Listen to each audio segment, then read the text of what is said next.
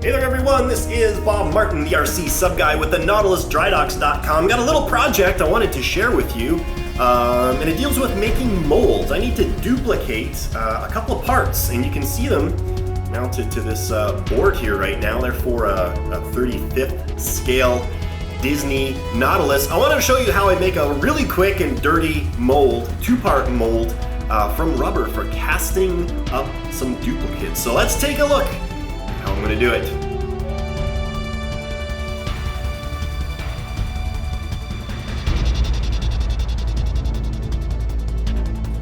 Okay, again, these are the parts. These are cast resin parts. I've done some repairs on the bottom of the one there. And basically what I did, I got some clay. I got some modeling clay in here. I rolled it out to about a 1/2 inch thickness, and I warmed it up with my heat gun. Just because you want to be able to sink the parts right into the clay. After that's done, you press the clay up around the outside, making sure that you're right along the seam of wherever you want this part to split, where you want that seam at. And you can push it up, and then once that's done, I used a flat-headed screwdriver and scraped a perfectly flat line all around that center line so that it was exactly down the middle of the parts. And then the last thing that I did is I used this Allen wrench, and I poked a whole bunch of these little holes, and these are going to be orientation marks that are going to create a positive in the rubber that we're going to pour in here, and then the negative will align perfectly and create orientation pins that will basically ensure that every time you get a perfect registration of the upper and lower part of the mold. Now what I've done, I just created a dam, and this is again really quick and dirty. This whole project is quick and dirty. This is, by the way, not a production set of molds. I would be taking a lot more time if I was going into production with these parts. But this is just to simply get one extra set built. This is plastic sheet, 1/8 of an inch thick. I left these seams whole, bent it, and basically what I'm going to do, I'm going to set this in place here, press it down to make a seal all around the bottom. Okay, I've got my dam in place there. I just created a seam around the outside just to make sure that none of the rubber is going to end up leaking out on me. Again, this is just, kind of hack and slash, really dirty and quick. I think I've been at this for like 10 or 15 minutes. But this is going to get the job done. Now I'm going to take some of this ease release, mold release agent, and I am going to coat the entire inside of this mold box with a layer. What I'm going to do, I'm going to let that kind of dry a little bit. I'm going to hit it again just to make sure that we don't have any binding in there. All right, let's talk about rubber a little bit. I'm going to be using this ProSil 1025 silicone rubber just because I have it. It's a soft rubber. Typically, I use a BJB product for production tooling. It's much harder. But I've got this, and I want to use it, and because I only need to have 1 or 2 pours for the castings, it's going to be a good one. And the other thing I like about it's easy to mix, and it goes in there real liquidy too. So most of these rubbers mix at a 10-to-1 ratio, and that's what this is, and that's by weight. So I'm going to use my scale, weigh out a volume, take 1/10 of that, add the hardener, mix it up, and we will be ready to go. And after mixing, we end up with something that looks like this blue soup right here. Got all sorts of air bubbles in there from the vigorous mixing that I did. I'll clean off my little mixing stick, get that off to the side. I did put that second coat of mold release on there. Now what we're going to do is we're going to pour the rubber in the mold. And the technique for this is you're going to want to start in the corner. And you're going to start with a nice thin stream, and you're just going to let it flow. If you keep this, high, those air bubbles are actually going to release on the way down for the most part. So what I'm going to do is I'm just going to continue pouring here. We're going to let it flow all over those parts and move on to the next step. And here we go. You can see those little air bubbles are settling up to the surface and popping as they come up there. The entire part has been covered, not to a massive degree. I probably got about 3/16 of an inch, maybe 1/4 of an inch between that high part of the one piece and the edge of the mold.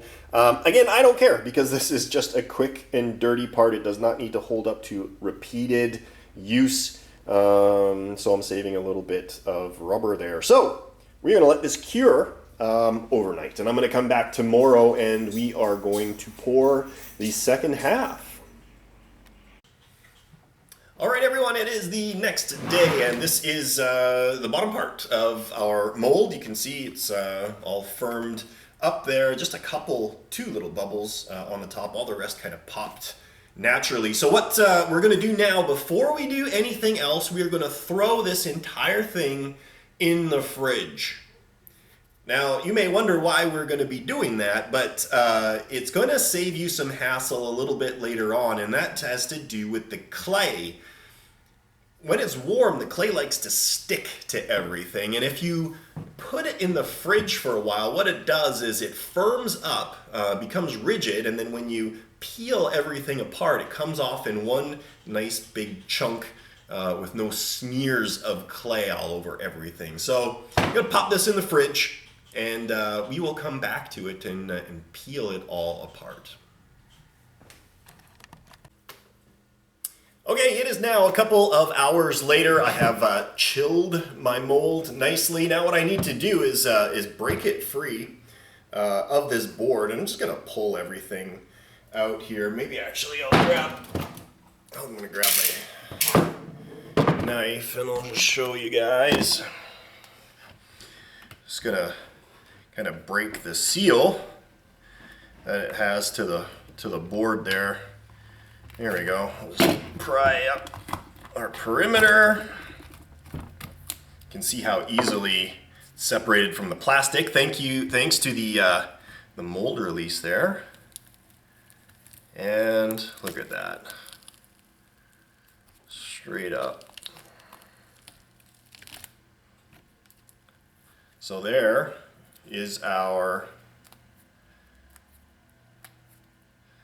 we go, a perfect copy of one side of our parts. So what I'm going to do, I need to extract these parts from the clay. I'll pop that out. Oh, there we go. And again, because that clay is so cold, it just comes, straight out with no muss, no fuss, no sticky things to clean off. You can see the registration of those parts in the clay there. Now what I am going to do, we're just going to clean up any of this excess rubber, shave it down, and reinsert it into this dam. All right, we have our dam in place there. I put just a little bead of clay around the outside perimeter just to stop any potential leaks from occurring, because I don't want to mess up my shop. Now what we're going to do is we're going to take our pieces, we're going to reinsert them into the mold here, something like this. I'll play around with this here when I have two hands. And once we have everything in place, we're going to spray some mold release. All right, here are the embedded parts. They've been hazed with a little bit of mold release. I have my rubber all queued up here to get mixed up, so I'm going to mix up some rubber and drop it down on the top. And there we go. We have our final pour of our 2-part rubber mold. We're going to let that cure overnight yet again. And tomorrow, we're going to bust it open and show you guys what we need to do to prep it for pouring in some resin so we get our copies. Have a good night. All right, it is the next day. I want to take a look and see what we've got here. And look, hey, nothing leaked. Did not have a countertop full of rubber. So it's time to demold our masters there. Pull this all apart and take a look and see what we got. Okay, here are the left and right sides of our completed mold. You know, as I said, this is just kind of quick and dirty. You can see that there's only like 1/8 of an inch between the edge there. It's likely it might even get some leaking in there, but for a one-off, one-time pour, I think we're going to be just fine for this particular project. So these basically mate up like this. All of those orientation pins and recesses keep everything completely locked together and aligned. So what we need to do now is figure out a way to get the resin into these negative cavities, and to do that we're going to use an X-Acto knife here. And basically we need two things. One is a passage for resin to get in, and another is for air to get out. So it looks like to me the best strategy for this, I'm going to create a passage here that will allow the resin to flow in, fill up this dorsal fin, and you'll notice that there's no ability for air to get trapped anywhere in here. And if there was, you could cut little air slots up, say for example, from the tip of the rakers there. And then that resin is going to flow down into the bottom of this raker arch, and the air is going to escape up. So I'm going to cut those channels in with my X-Acto knife, and I'll show you what I come up with. All right, here is my solution here. We're going to look on the left-hand side. I cut out, you know, a big sort of cone-shaped area in the top there that funnels down and enters the tip of the raker. Resin will flow down and it'll begin filling this up, and then it'll flow through this channel to the bottom of this raker arch, fill it up. The air will escape through this channel that I've cut and out the top. I also cut the other half of that resin filling cone here. It'll fill up and again down at the bottom filling, and I did not do the air channel on that side because there's enough on this side for that air to get out. The resin channel should be bigger obviously than the air channel because it is a thicker product. So next step is let's prep this for pouring some resin. All right, in order to get prepared for this, we need to put some mold release on this to make the removal of the parts much easier.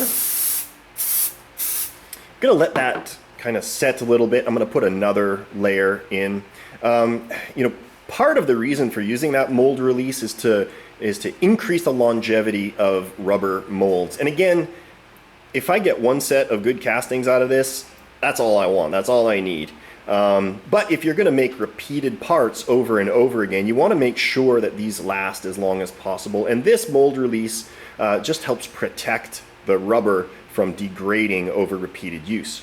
Another trick that David Merriman actually passed along is you can talc the molds after you apply that mold release. And what that helps do is it helps the resin pull into all of these little detail holes. Also helps it release, and it also creates kind of a neat matte finish on the exterior of the part. So I'm going to go ahead and do that just because I do want to make sure that all that resin gets into the rivet heads that we see in there, and we'll almost be ready for resin. So I've gone ahead and I've sprinkled the talcum powder onto the molds there, and basically what I'm going to do is mush these together, and I'm going to kind of smack it around a little bit. And you can see what you end up with is a nice even coating of talcum powder on the inside there. And by the way, this does not need to be pure talcum powder. There's a lot of health concerns over talc. It can be the cornstarch-based talcum powder. It works just as well. Now, if you're going to do metal casting, you would need to use pure talc, but we're not. So regular cornstarch talcum is perfectly fine. All right, next step. We are going to squish our mold together like this. And what I've got are some backing blocks here. This is just wood, basically. I'm going to put the mold on there. And the other half right here. Now, the reason for this is that when you compress this against the rubber molds, you get a nice seal about the inside of the part. It'll make sure that the mold is aligned well and stops things from leaking. So I'm going to get some big rubber bands. We're going to band this together. All right, here is the mold assembled and ready to go. Got it all banded. It's nice and tight. I'll be pouring into the big hole. Air will be escaping from the little hole. We need some resin. Here's some aluminite, Aluma-Res casting resin, 2-part, and this is mixed 50-50, 1-to-1 by weight. And I got my little scale here. I overfilled this. I'm going to have way too much, but I got 3.3 ounces of resin in here. I'm going to put another 3.3 ounces of hardener in. Mix it up and then quickly pour. And in theory, if we did our job correctly, the entire mold will fill up and we can let it set. All right, let's add our resin here. Now I've got this sitting in a bowl, a Tupperware container, because I have a very strong suspicion that it is going to leak around that area that I got a little bit too close to the outside. So I'm just going to have to continue to pour into the mold until it fills. If that's the case, hopefully not, but you know, we'll see. Need to put 3.3 ounces in here. 1, 2, 3 point. Come on. 3. Now this resin kicks off very, very quickly. You need to begin to pour as soon as possible after it is sufficiently mixed. I got a hunch this is not going to work, but we'll see, because it's leaking out the sides of the mold there. I'll have to press it up a little. Really hot, and it just turned. I don't know if you can see it in there. Turned like a creamy color. It looks quite yummy, actually.